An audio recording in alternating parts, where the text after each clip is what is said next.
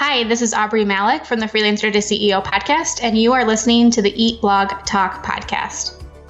Hey, awesome food bloggers. Before we dig into this episode, I have a really quick favor to ask you. Go to your favorite podcast player, go to Eat Blog Talk, scroll down to the bottom where you see the ratings and review section. Leave Eat Blog Talk a 5-star rating if you love this podcast and leave a great review. This will only benefit this podcast. It adds value. And I so very much appreciate your efforts with this. Thank you so much for doing this. Okay, now on to the episode.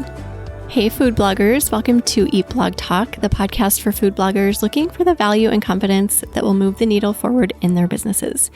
This episode is sponsored by RankIQ. I am your host, Megan Porta, and you are listening to episode number 322. Today, I have Aubree Malick with me, and she is going to teach us how to take our blogging skills that we've already mastered and turn them into services to offer other bloggers as a virtual assistant. Aubree Malick is a former teacher, freelancer, and host of the Freelancer to CEO podcast. She teaches women to experience the freedom and joy that comes from designing a freelancing business with the skills they already have. Aubree, how are you today? I'm great. Thanks so much for having me. I'm so excited to chat. Yeah, it's great to have you here, and I'm excited for our conversation. But before we get into that, tell us what fun fact you have for us. So I was thinking before when you told me that you were going to ask me this question, and I don't know why, but I feel like this was something that I always said when I was growing up, but I have a birthmark that is in the shape of a heart, and I always would lead with that. It's like one of those icebreaker party questions that I just always thought was a fun fact about me. So, and that was probably followed by, where is it? Let me see. Right. Yeah. Yeah.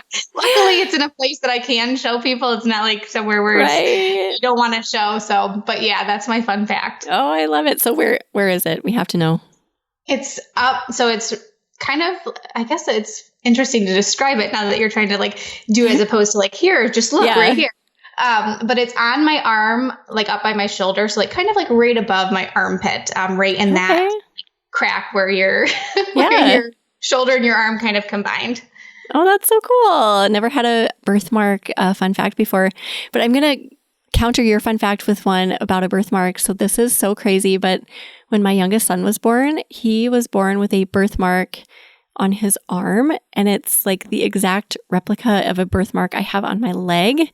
And it's not a normal sized birthmark. It looks like, I don't know, I always say it looks like the profile of Superman flying. There's a head and then an arm going forward and an arm going back. So when he was born, I was like, you have got to be kidding me. This is so crazy. So it's our little tie together. Oh, I love cool. That. Yeah. Yes. Okay. So we are going to talk about taking our blogging skills that we already have. There are so many of them, and turning those into services so that we can serve other bloggers, make money, and add value to their businesses. So how do we start with that? How do we even start figuring out which skills to serve people with? Yeah, a really great question. And a lot of times what I tell people when they're getting started, luckily, I think your audience has the benefit of really already being immersed into this online world and seeing what the different things there are that go into starting a business. A lot of the women who come to me are coming from those traditional type jobs, teachers and nurses and corporate 9-to-5ers. And they're thinking, how do I actually bring what I know how to do and transfer it to the online space? So I feel like your audience has an upper hand on this. So what I would really tell your audience to start thinking about, and all the things that go into having their blog and running this online business, what are the things that in the long list of things that they know they have to do when they get in front of their computer, what are those things that they, no matter where they fall on the to-do list, they're always trying to bring it right up to the top, or they get so excited, or, no matter where it is in the step of the process, it's oh, I got to do this. So maybe you're writing the blog post and it's oh, okay, well, I'm going to go create the graphics. I already have this idea for what the graphics will look like for this blog post. Or maybe it's oh, I can't wait to create the pin for this. Maybe it's oh, I can't wait to do the research for the SEO for this blog post. So really thinking about those things that light you up, that get you really excited, because those are probably your natural strengths. And those are things that I would definitely lean into, because if it's a strength for you, it's something you already enjoy doing. Chances are you have a really great process or a really great way about doing that for yourself. And that's going to benefit somebody else, another blogger, another online business owner who maybe that isn't their strength, or maybe that's the thing that takes them the longest. Like maybe graphics are the one thing that another business owner is like, oh, I know I have to do this, but I'm just going to push this off and keep pushing it off until like the very last minute of having to do this. And so oftentimes the things that we really enjoy, we don't even think of as a strength, because we think, or something that comes easy to us, we think, oh, like this must come easy to everybody else. And usually that's not the case. And that's a strong indicator of something that you should really lean into, because like I said, it's going to help another business owner in an area that either they have a weakness or just something that takes them a long time to do, or maybe they are just spread so thin and they need to outsource some of those tasks. I love that. So just thinking about what are the things that you lean into, the things that excite you as you go about your day and week, and maybe just noting that, and then considering the fact that not everybody enjoys task X. So that's a great way to kind of sort through that. Something I hear a lot, a hang up in this space, is that people know what lights them up and what they want to dig into more, but they don't know how to find people to serve. How do you recommend doing that? Yeah, so I like to tell people to take an inventory. So if you have that ideal person, like take an inventory and start to think, where are those people hanging out online? That's the first thing, because I think a lot of us, our natural instinct is to think online. So to think of, Facebook groups or Instagram or TikTok or maybe even LinkedIn. Think of those things. But another thing that I like to tell people too is don't just keep yourself boxed in with online space. Also start to branch yourselves out and think, okay, where are people in my day-to-day life hanging out? And I know a big hang up for people is, well, I don't know anybody who has a business, or I don't know anybody who would like to have this service or who would pay me for this service. Chances are there are plenty of business owners out there that need that support, and they are out there being like, I don't know even how to find those people. So thinking even within your own personal network, I have a lot of students who have really tapped into their local network. So they have a lot of businesses around them, small businesses that don't have this huge budget to bring on a full, maybe social media manager or an in-house person as an employee. And having somebody who will come in and do different projects for them on a project to project basis makes more sense for their budget. So don't just think online space of like, where can I connect with these people? Tap into your personal network, even tapping into other people that you hang out with who are doing similar things for you. A lot of times we build this network of people that could eventually use our support. So even other bloggers in the online space, I'm sure you have communities that you hang out in. Chances are those people are getting to a place where their business is growing and they can't do it all alone and maintain the schedule and where they would like to go. So there's, definitely online places, online communities, Instagram are really great places, but also within your own personal network, your local network, that would be a really great place to start putting those feelers out and just start chatting with people and letting people know, hey, this is what I do in addition to what I'm doing here with my blog. And I'm really passionate about this certain service. And that's why I decided to start offering this to other business owners, because I know that there's other people that struggle with this, or they just don't have the time to do it. And I really want to be able to support them through that. So looking outside the scope of food blogging, which I don't feel like is something that we often think about. We assume that we need to kind of stick within our niche, but we don't need to.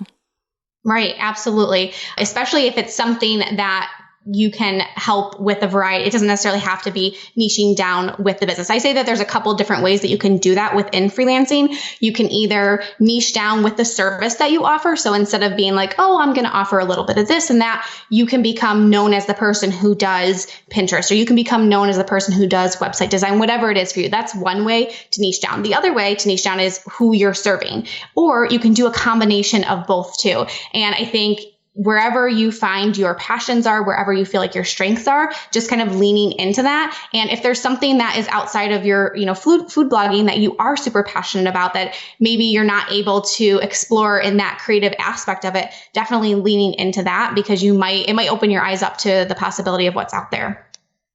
Oh, I think that is amazing advice and allows people to think outside the box a little bit. What are your recommendations for pricing? I know this is hard for so many people, myself included, but how do we price ourselves when we are offering services to others?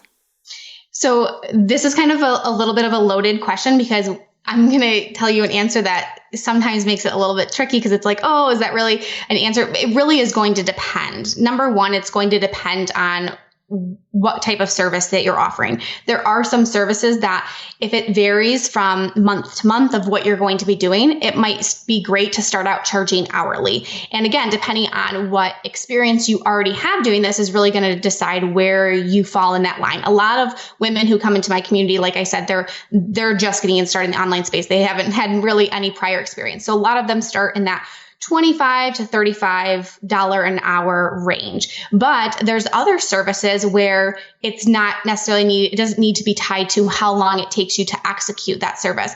So that's where you can lean into more of the package pricing, or some people refer to it as value-based pricing, where it's not about how long it takes you, but more about the value that you are providing and the expertise that you have and the experience that you have, and how you price this out. Again, there's a couple different ways you can go about it, but what you look at is, I'm going to give this person, this business owner, X, Y, and Z services for this total price.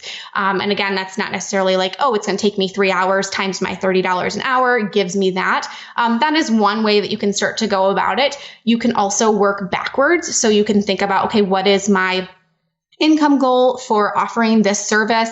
How many hours per month do I have to devote to that? And you can start to work and formulate it backwards to kind of give you that more hourly pricing that, again, is not necessarily that beginner rate. And then also too, I like to encourage my students to do some research, like go out there and find some people who are offering a similar type service, like where are they priced at, so that you can start to get an idea, especially if you're just getting started, or maybe you have a little bit of experience with this, or maybe you're an expert at it. You can kind of see, okay, here's this one person, here's what they're charging, here's what they include, and start to get a feel for what is the quote unquote industry standard out there for that service, so that you can see where you start to fall, because you definitely don't want to undervalue your services, and you definitely don't want to overprice your services. So pricing is definitely a very tricky subject. And like I said, it's not like a clear cut definitive answer.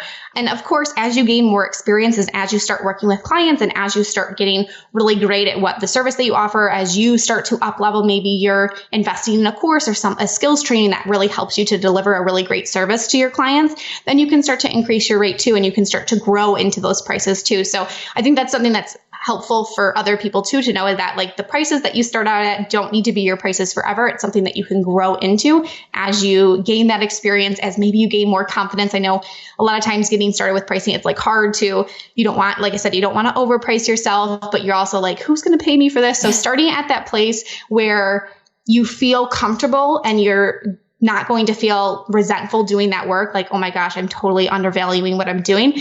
But I also like to tell people, price yourself in a way that maybe stretches you a little bit, maybe makes you feel a little bit uncomfortable too. I feel like that's a really great sweet spot. And again, it's really going to vary from person to person. How do you recommend overcoming that mindset that you mentioned about like, nobody's going to pay this much to hire me for service X? Because I know that is so common. I have thought that myself so many times as well. Yeah, like how do we go about getting over that?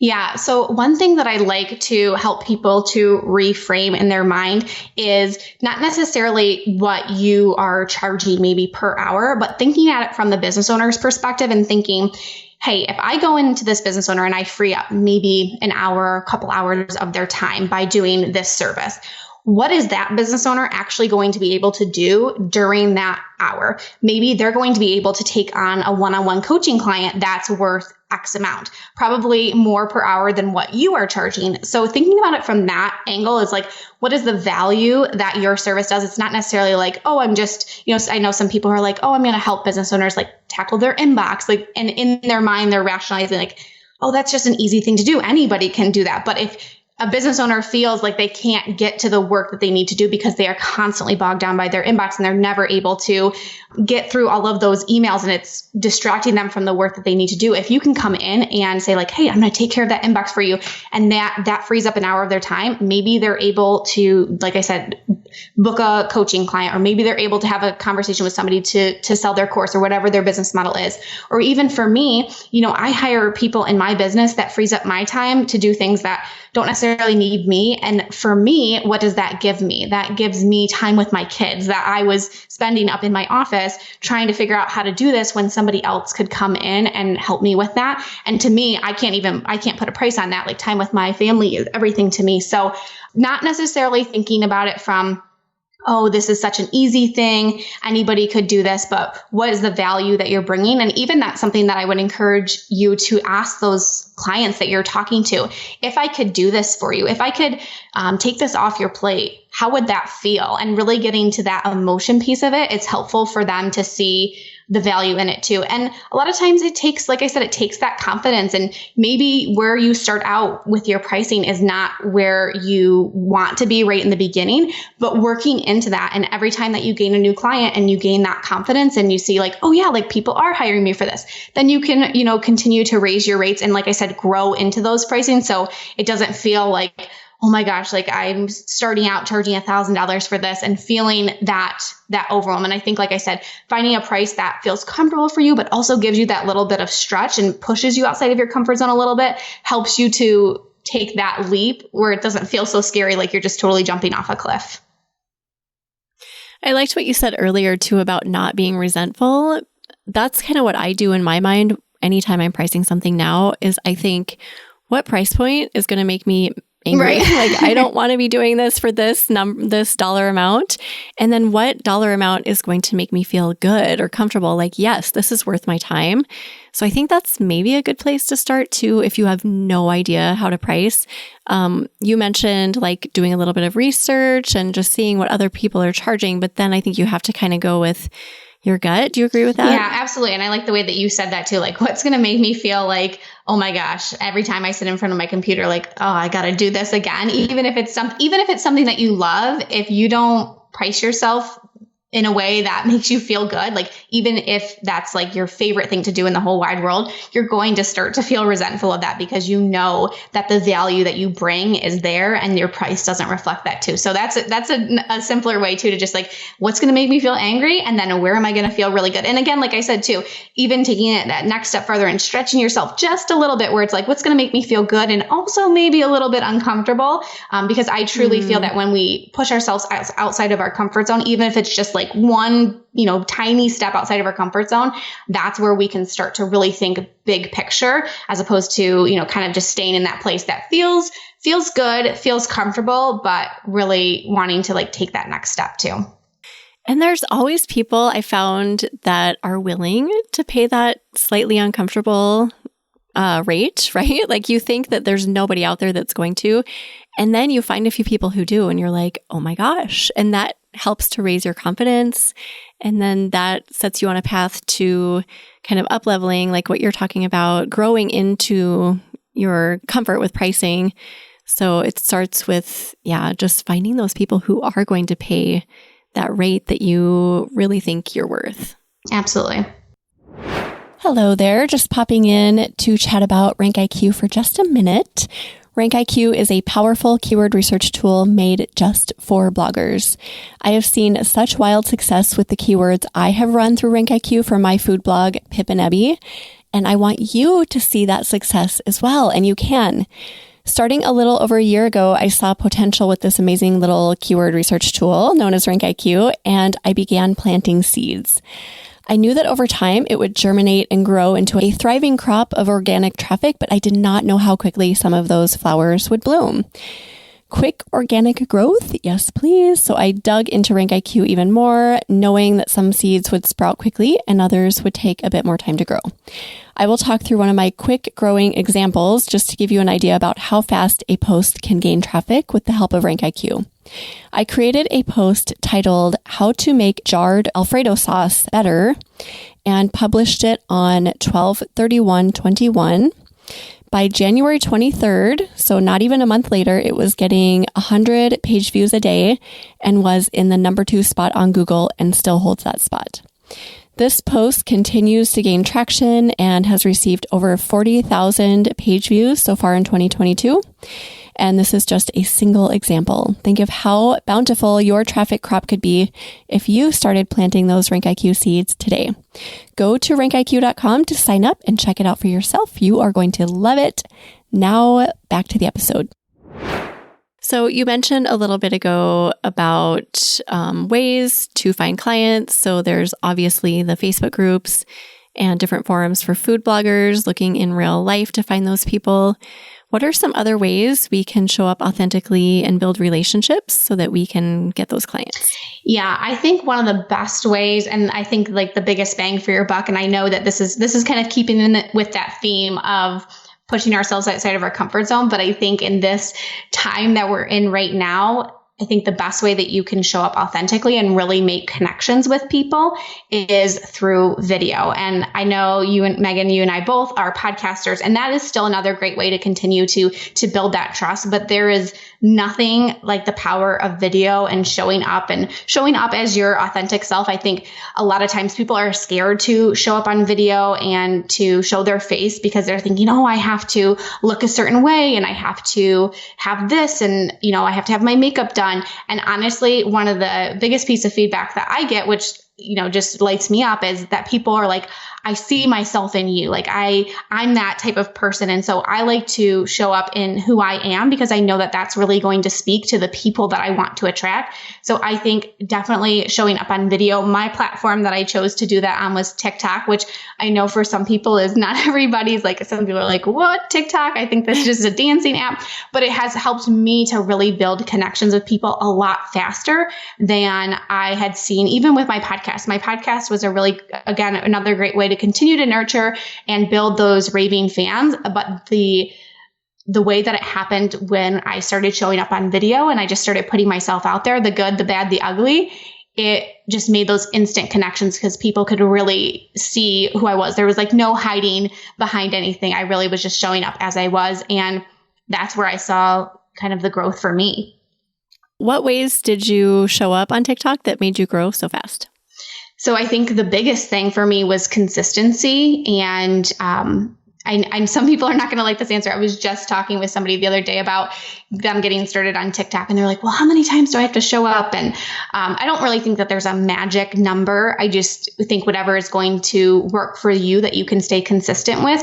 But I think that was something that really helped me to build that tribe of people and that audience, is because they knew every single day that they were going to be able to come back and get a new piece of content for me or just hear from me. And they started to expect that. And that started to build those people of like, okay, I'm going to keep coming back for Aubree. So definitely having that consistency, whatever platform you choose to do. I mean, it's the same goes for blogging too. Like you definitely want to have that consistency and have that schedule of like people who are following along and who are wanting to tune in or read or watch what you're doing, that they can start to expect, hey, she's going to show up, every single day, or she's going to post this twice a month or whatever it is. I think that on any platform, but specifically for TikTok, for me, was just how can I show up consistently so that my audience can really build that trust with me and I can really nurture them through that. Talk to us about your batching processes and your systems. I know that you believe in like batching videos and how that can help you. Talk to us about that. Yeah, I definitely think that was one thing that really scared me maybe a little bit from starting video, because being a podcaster, I'm like, okay, I can show up. I don't have to do my hair. I don't have to do my makeup. I just go in front of the mic and I record. And that felt really easy to me. So stepping into video, I was like, oh, I've got to, do my makeup and I've got to have this and everything like that. I think the nice thing about TikTok in particular for me that I haven't necessarily seen across other platforms for video is it doesn't matter how many times like you're in the same outfit or, looking the same way. Like, again, they want people on that platform. So for me, I would just start to think about, in a day, like how many videos I could do. I would start to pull questions from people. I would start to take those other topics that maybe I had talked about on a podcast or maybe I had talked about on a blog and start to break them down into smaller bite-sized pieces, because that's something, for those shorter form videos, it's not necessarily going in and recording a 20-minute video. It was more of how can I break that down and really capture their attention, really get them a quick win.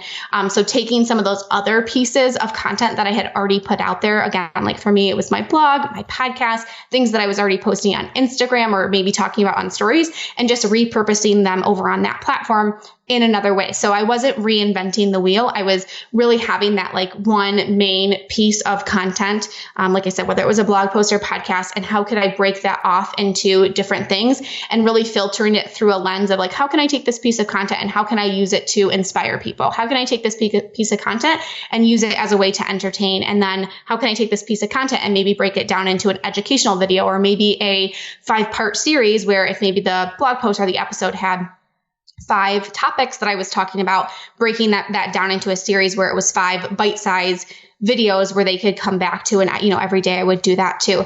And so really doing that. And from there, that made that process easier for me to be able to batch in a chunk when I really could, like, again, not reinventing the wheel, not having to think, okay, where am I pulling this content from, but taking it and filtering it through that lens. And then for me, it was really like a day or two where I would record that content and I would have it saved, and then I could just slowly start to drip that out. That made it really easy for me to be able to show up. So if you already have that content that you're using, really go, even if it's, a couple months old, going back and repurposing that. And then again, another thing that was helpful for me with TikTok too, is that I was able to continue to repurpose even content that I had already posted on TikTok, because I was posting those videos. My feed would, the videos that I had posted, a month ago would start to get pushed down. So bringing those topics back up, maybe in a different format, maybe with a trending sound or maybe with music in the background as opposed to just a talking head, putting it in a different format, even though it was the same content, because all of the people who are following me or even new people, they maybe didn't see that piece of content that I posted a month ago. So bringing that back up. So it was a lot of rinse, lather, repeat type cycle that I would use. So food bloggers, I know some who do create other content aside from food content, but do you recommend that if food bloggers are offering services to other bloggers, that they start creating content that you're talking about and inspiring people in that way, aside from like their food side? Do you know what I mean? Yeah, I think it's definitely something that you should do, because you want people to know that that's something that you offer. If you don't ever talk about it or don't ever put any type of content on it, how can the people who are, looking for your services, or how can your ideal clients that you would really love to work with, how do they know that that's something that you do? So I know for some people, it might just be like even simply like putting it on your website as a tab, like work with me or, done for you services. But I think consistently bringing that up in your content. It doesn't have to take over your entire content, but having that be something that you share about so that people know, like, oh, hey, like, not only does she do this, but she can also help me with this piece too. For me, I do a little bit of both. Not only do I coach people on how to start their businesses and grow and scale that, but I also still do work with freelancers. That's not the forefront of my business. That's not what I'm consistently putting content about, but I do, bring that back to the forefront so that people do know, like, oh yeah, like she is still doing that. So I think you have to find a healthy mix of doing what you're currently doing, but also starting to weave in that, yeah, I am going to start offering these services, and here's different ways to work with me, so that, again, people start to catch that, and they're going to need to see it more than once before they decide to actually work with you. So making sure that you have a strategy of like, I'm going to bring this up a few times a week. I'm going to talk about it. Just let people know, because if you don't ever talk about it, how can we get you connected with those people who might want to hire you? Do you recommend starting an entirely separate social account for that? Because I can see where it would be a little confusing. Maybe not though. I don't know. I'd love to get your thoughts. Serving like business to consumer and then business to business within the same social account. Yeah, I mean, it's definitely going to take some strategy behind it. I am all about working smarter, not harder. And for me, like I had this dilemma too, even when I was getting started with my business. I had my Instagram account and I was like, okay, I can either keep this Instagram account and then create a whole new one, or I can just transform this one that I currently have and start weaving in again those topics that I want to and shifting it towards that. If I went back in time, I probably would have created a different account just because like now a majority of my account is the ideal audience that I want, but I do still have people on there who are like, I was following you for pictures of your kids and, just to keep up with your life, not necessarily your business. But I really, it's really going to depend on how much time do you have? Do you have that time to maintain both of them? Some people do, and some people want to keep it really separate, and other people want to be able to weave it into the mix of what they're doing. So I think it's more of a personal choice on that and really what you have the time to devote to. And if you can find a way where it is relating to what you're doing, like with your food blog, then it might make sense to keep them one and the same. But if you really are like, no, what I'm doing is completely different than what I'm doing here and the services that I'm going to offer, then it might, make more sense to separate it. But again, that's added work on you. So you just have to be willing to see like, am I going to be able to keep up with both of them at that pace that I want to? Yeah, a little bit of experimentation maybe to start. What are some other systems that you use to save time? Because diving into serving others, like you just mentioned, is extra work. So I know that you incorporate systems into your life and business. So tell us what they are. I think if you're going to start serving other clients in this capacity of offering, done for you services for them, I think the biggest thing that I can recommend as far as a system is investing in some kind of CRM. That's customer relationship management system. There's some really great ones out there. And again, it's just personal preference. Some people are diehard for one system and they swear by it. And other people are like, no, you got to pick this one. But things like Dubsado and Honeybook, and that's going to handle a lot of your client management. So handling things like your invoices, your contracts, client communication, just keeping everything in one place, keeping everything on track so that you, again, like if you're also adding this into addition to something that you're already doing, you want to make sure that you have something that's organized. And then from the flip side of it too, the clients that you're bringing on are going to be really happy when they start working with you. And it's like, oh, okay, it wasn't this hodgepodge mess. Like everything was organized. I got, the invoice, I got the contract. Then I got the welcome email saying, hey, like I'm super excited to get started with you. Here's the next couple things that I need. So really starting to think like bird's eye, starting to look like if I'm going to start working with clients, what are those things that I need to have in place? And I like to tell people it really starts from that first place of finding out about you, not necessarily when you have a signed contract and a paid invoice. So starting to think back from, okay, like if somebody finds out about me and they want to inquire about my services, what's that next step going to be from them? Do I have a link to book a call with me? Do I have a link so that they can view the services that I have? Like start mapping out that customer journey of how am I going to move a person from one place to the next. And if you have some programs that can help you to do that, so you're not doing all of that on your own, that's going to make things simple for you. It's going to take less time. I think anytime you set up a system, it takes more time in the front to put that into place and to make sure all of those moving pieces are working together. But once it's set up, you don't have to continue to like make sure it's working, fine. It's once you have that thing through, you have a journey for somebody to move through. So I think if you're going to start offering services, that's something that I would definitely make sure that you invest in.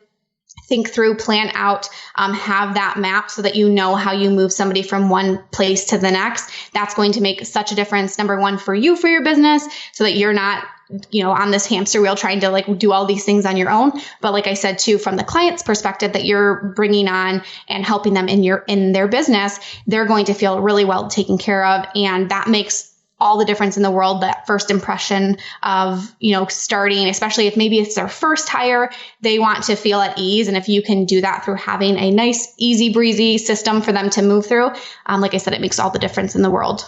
Systems are not super fun or easy to get going, but once they're up, oh my gosh, they're so great. I absolutely love when I put the time into a system and it works. and then it can kind of just like run on its own. It's pretty magical. So yeah, that's a great recommendation. Do you have any other systems you recommend? Yeah, so it really depends on how advanced you want to get. I mean, when I was first getting started, I really heavily relied on using Google Drive, the G Suite. I don't know if that's, I feel like somebody said it's called something different now. And I still do use that, but even something like that, having a hub for your clients, having a place where you guys can share documents, you can share what you're working on, something where it's organized, or you can up level to more of a project management system. There's so many of those too. Again, there's not a right or wrong here, but finding something that's going to work for you, I think is the best. When I was first getting started in the online space, everybody was Team Trello. And I tried to use that to help me manage my different clients and the projects that I was working on. And I spent so much time trying to get it to work for me when it just, for whatever reason with my brain and the way that things work for me, it just wasn't working. And so I switched to a different project management system, and that helped me to be way more productive. It helped me to get things done and stay on track because it just flowed with me. So there's Trello, there's Asana, there's ClickUp, there's Monday, there's so many, but that would be another thing that I would say. There's free versions of those too, so it doesn't necessarily have to be something that you invest in, but having something that's going to organize your projects, going to keep you on track, things that you can set due dates to, that's super helpful. I was very much a believer of a pen and paper planner, and I've been slowly shifting to being more digital because it helps me to have everything in one place as opposed to being like, where's that sticky note? And did I write this down in my planner? Like, especially when you're booking calls, it's so nice when you have everything synced together. And now in the online space, so many programs that you're using can sync together and you can get things organized. So definitely having some kind of digital online system to organize yourself and your projects and your clients is super helpful too. So much great information, Aubree. Wow. Thank you. I think this gives kind of a clear picture about opportunities that food bloggers can dig into as they're either waiting for ads to get on their site, or maybe they want to increase their ad income. Either way, I think that this is a huge opportunity to dig into serving other bloggers and just figuring out how to do that. Is there anything we've forgotten that you want to be sure to mention? I think we covered so much. I don't want to overwhelm your audience too, but I think this is a really great opportunity, like you said too. If you're waiting for things to pick up with your blog, this is what I have found too is one of the easiest ways to start making that income. And it's not like you're saying, oh, I'm putting this blog or this vision that I have here on hold. You're using your number one, diversifying your income stream, which I think is a great thing for any business owner, no matter what type of business that you have. But you can use this to help you to fund this, passion project that you have too. So it's relatively easy to get started, to get set up. Like I said, I don't want to overwhelm your audience with telling them do this and do that. I have a free training for that really kind of goes through those steps. So if your audience wants to check that out, I have that linked up at aubreemalick.com/EBT. So if you're thinking this is a good fit for you, that would be a really great place to start. But like I said, it's something that you can easily add on to what you're currently doing that can really help you to bring some of that income in while you're waiting for, like you said, some of those other things to start to work. Oh, awesome. That's such a generous offer. So thank you for that. And I can start to move my body. So we had a little bit of audio issues in the beginning. So I've literally been like a statue this whole time. So hopefully I didn't sound like a statue. So I can relax now that we're saying goodbye. But thank you so much, Aubree, for being here. We're so grateful for you and everything you shared today. Yeah, thanks so much for having me.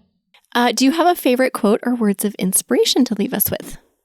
I have a quote, and I don't know the whole entire quote, but I heard it when I was in a mastermind and I absolutely loved it. I'm going to butcher it. I know, so I'm just going to take a quick minute to search for it, just so I can give your audience some context.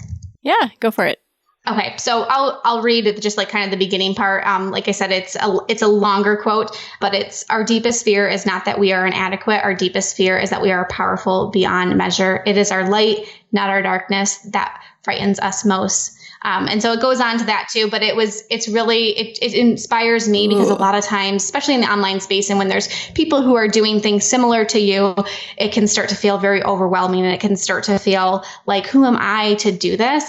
And that, like, it's a longer quote, like I said, but it really encourages me that we all have unique gifts. We all have things to offer to people, and we owe it to ourselves to allow ourselves to shine brightly too. So that's one that really inspires me whenever I'm feeling down, or whenever I'm feeling that imposter syndrome starts to kick in. I read that over and I'm like, okay, yes, like I need to, it's almost my duty to shine brightly so that I can encourage other people around me, and I can inspire other people too. Oh, so inspiring. I love that so much. Thank you, Aubree. We'll put together a show notes page for you. So if you want to go look at those, you can go to eatblogtalk.com/Aubree Malick. Why don't you tell everyone again where they can find you online and on social media and your podcast and everywhere else? Yeah. So I like to make it super easy for people to find me. So pretty much anywhere you search, it's just going to be my name, Aubree Malick. So my website, aubreemalick.com. Instagram, Aubree Malick, TikTok, Aubree Malick. So, and then my podcast is called Freelancer to CEO, and lots of really great topics for helping you, like I said, starting this business as a freelancer, growing it, and also scaling it to those maybe higher figure months that can support you along the way too. So I would love to have you come over there and listen as well. And I just want to thank you so much, Megan, for giving me this opportunity to pour into your audience. Oh, thank you so much for being here. It was a pleasure to chat with you. And thank you for listening today, food bloggers. I will see you in the next episode. We're glad you could join us on this episode of Eat Blog Talk. For more resources based on today's discussion, as well as show notes and an opportunity to be on a future episode of the show, be sure to head to eatblogtalk.com. If you feel that hunger for information, we'll be here to feed you on Eat Blog Talk.